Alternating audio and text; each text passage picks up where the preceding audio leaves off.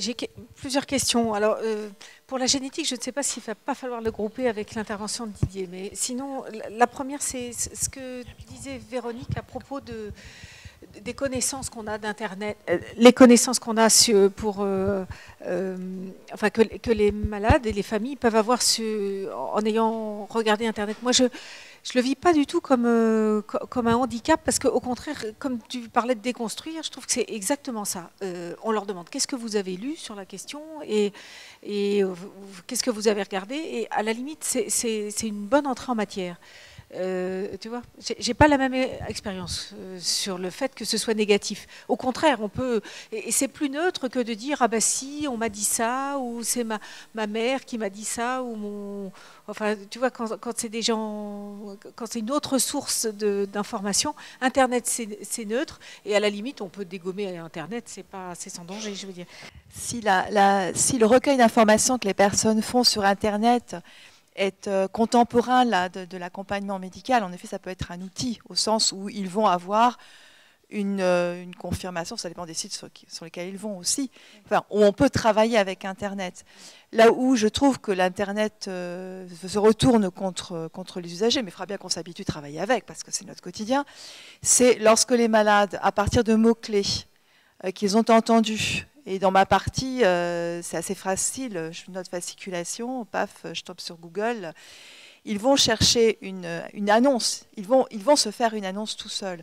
Et là, ils n'ont pas ils se trouvent brutalement face à une réalité qui provoque le plus souvent un état de choc psychologique, et ils arrivent souvent à la consultation pas bien. Et on doit déconstruire et à la fois reconstruire l'information en utilisant Internet. Et ce que je reproche à Internet, c'est ce côté brutal, stigmatisé de l'information, donnant des sentences du style médiane de survie égale 36 mois, que les gens voient comme quelque chose de prédictif certain, puisque c'est Internet qui le marque et qu'on le retrouve dans tous les articles. C'est ça qui est très dérangeant. On pourrait pouvoir accompagner Internet. Enfin, après, une fois que les personnes sont informées et travaillent à comprendre ce qui leur arrive, en effet, ça peut être un outil très intéressant. Mais on aide aussi les personnes à choisir leur site. J'avais une autre question sur l'annonce aussi, enfin qui peut-être aussi Catherine ou d'autres peuvent en parler. Moi, j'ai pas le sentiment, mais contrairement aux personnes plus âgées, qu'on soit enfin, le diagnostic, il est compris du premier coup pratiquement. J'ai pas, autant j'ai l'impression que chez certaines personnes plus âgées, on a annoncé le diagnostic, pris les précautions, il y a même eu, enfin, bon. Et puis la visite d'après, la consultation suivante, on nous redemande. Et à propos, vous m'avez pas dit ce que j'avais, etc.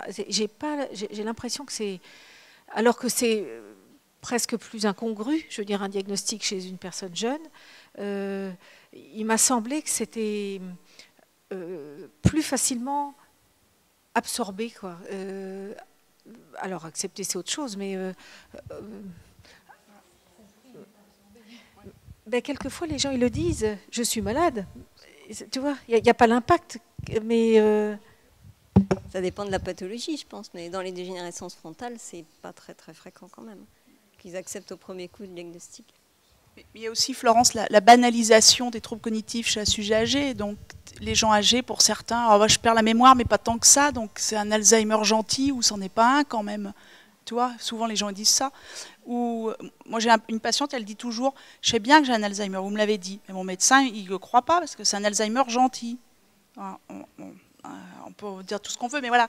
Alors que les gens jeunes, c'est pas normal, ils ont quelque chose qui ne vont pas, quoi. Vous avez aussi, ça rejoint le fait que vous avez témoigné qu'ils n'avaient pas les mêmes déficits neuropsychologiques, voilà. Donc leur capacité d'intégration. Absolument. Et leur nosognosie, elle est quand même très différente que celle du sujet âgé où il y a une part vasculaire avec un dysfonctionnement frontal. Je pense que ça y contribue. C'est une question, une remarque. Je suis président de l'Association française des gestionnaires de cas qui travaille dans l'accompagnement des malades d'Alzheimer, jeunes entre autres. Et ce qui m'intéresse beaucoup, c'est la partie qui est avant la vôtre, c'est-à-dire le T0 qui serait à l'apparition des premiers troubles, au premier dialogue peut-être avec le médecin traitant ou en tout cas avec une personne extérieure à la famille, et l'annonce du diagnostic, qui parfois est très long. Et chez Malade Jeune, moi j'ai une personne que je connais, elle a passé effectivement 3 ans de souffrance, d'arrêt de travail, donc de difficultés financières et d'accompagnement social difficile, avec des recherches sur Internet et dans tous les sens pour essayer de comprendre avec un médecin traitant qui ne voulait pas poser de diagnostic, une visite chez un neurologue qui refusait de se prononcer également. Tout ça a amené une situation très délicate qui a amené à la gestion de cas après. Donc, dans le cadre d'un système intégré Maya, tant mieux, ça a permis un accompagnement qui a permis de débloquer certaines situations et certains dialogues entre psychiatres, médecins du travail, médecins traitants par exemple. Voilà, mais il y a ce temps-là qui m'intéresse beaucoup. Vous parliez d'équité aussi quant à la recherche diagnostique. Voilà, en Bretagne où je travaille, on est loin d'avoir les capacités diagnostiques que vous pouvez avoir ici, ou sur la région parisienne, j'imagine. Donc voilà, il manque quelque chose. En tout cas, effectivement, moi je me suis rendu compte sur le terrain à quel point l'ensemble des professionnels accompagnants du secteur social, médico-social et dans la médecine du travail sont peu formés, peu sensibilisés et ont peu de moyens d'interpeller avant le diagnostic. Toujours pareil, une fois qu'on a un diagnostic, d'abord, il y a quand même des choses qui se débloquent et il y a quand même un soulagement, même si c'est difficile, même si ça nécessite un accompagnement. Mais encore une fois, dans cette période d'attente, il se passe beaucoup de choses qu'on pourrait, à mon sens, éviter. Il y a un gros effort à faire encore à ce niveau-là. Je fais partie de l'association Amadiem, je suis moi-même malade. Je suis ingénieure ICEN, alors ça me rappelle des souvenirs de venir ici. J'ai été diagnostiquée il y a 2 ans. J'ai eu de la chance, d'avoir un médecin généraliste affûté qui m'a envoyé voir un neurologue en ville. Et parce que j'ai une histoire familiale, mon papa est malade également. Le neurologue en ville, connaissant mon histoire familiale, m'a annoncé que non, il n'y avait aucun souci, je n'avais aucun problème, il n'y avait aucune possibilité de problème. Donc il m'a tout à fait rassurée, on a quand même fait des tests pour me rassurer, et puis bon, bah, les tests n'étaient pas bons en fait, et puis les deuxième test non plus. Et en fait, il a été incapable de me donner le diagnostic.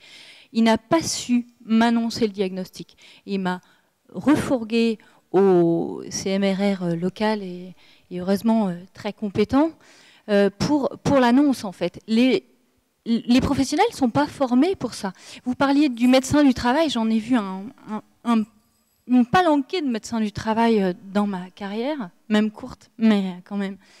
Et je me dis, c'est tellement loin de ce que vous avez énoncé, mais ils sont juste pas compétents, en fait, pas formés. Et je sais pas, d'une manière générale, je crois que je rejoins un monsieur, la question se pose de comment sont informés et formés les personnels soignants, les médecins, les neurologues sur le terrain, comme quoi, bah oui, ça existe, en fait, et que c'est pas quelque chose à écarter d'emblée, quoi. C'est une possibilité à accompagner.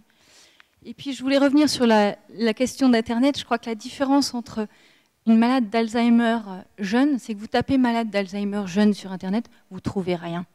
Si maintenant on trouve le centre de référence des jeunes patients de Lille, et ça c'est un grand soulagement, mais avant on ne trouvait rien en fait. Vous pouvez taper dans tous les moteurs de recherche malade jeune, malade 40 ans, malade 50 ans, en fait, vous trouvez très peu de choses. Donc, on n'est pas formaté ou préformaté comme pour une autre maladie. Oui, ça concerne aussi le rôle du médecin de travail, parce que moi-même, je suis malade de la maladie d'Alzheimer et également médecin.